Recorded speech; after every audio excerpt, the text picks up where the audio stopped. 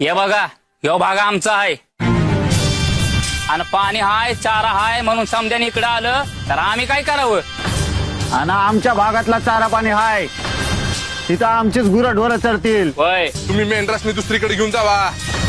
आम्ही ह्यासनी समज सांगितलं आहे. आता बघा काय करायचं. तुमचा जो दादू आहे जास्त मी समजून सांगा की आमच्याकडे बी हत्यार आहेत. पहिली गोष्ट तुमच्या जनावरांनी बी चारा पाहिजे, बरोबर ना?